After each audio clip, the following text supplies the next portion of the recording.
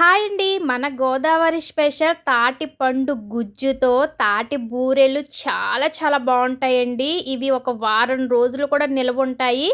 ఒక్కొక్క రోజు గడిచే కొద్దీ దీని టేస్ట్ వేరే లెవెల్ అండి.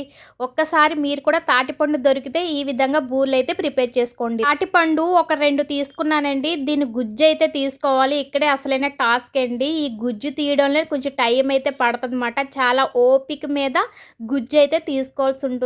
సో, మొత్తానికి ఒక 2 పళ్ళు గుజ్జయితే నాకు ఈ బాక్స్ నిండా వచ్చిందండి. అంటే బాక్స్‌కి సగం వచ్చిందండి. ఇప్పుడు ఈ తాటిపండు గుజ్జులో మనము తగినంత బెల్లం అయితే వేసుకోవాల్సి ఉంటుంది. బెల్లంతోనే బావుంటుంది. పంచదార వద్దండి. అలాగే 1:30 కప్పు బియ్యం పిండి వేసుకుంటున్నానండి. అలాగే 1 కప్పు సోజీ ఉప్మా నూక అంటారు కదా! అది వేసుకుంటున్నాను. ఈ కప్పుతోనే నేను బియ్యం పిండి 1:30 కప్పేసాను. ఉప్మా నూక 1 కప్పేసాను. కొంచెం చిటికెడు ఉప్పేసానండి. అలాగే ఒక 2 ఇలాచీ దంచి వేసుకోండి. ఫ్లేవర్ చాలా బావుంటుంది. ఈ విధంగా బాగా కలిపేసుకోవాలి. వాటర్ అనేది ఏమీ యాడ్ చేయకూడదు. ఈ విధంగా కొంచెం మరీ గట్టిగా కాదు, మరీ జారుగా కాదు. ఈ విధంగా బాగా కలుపుకోవాలి.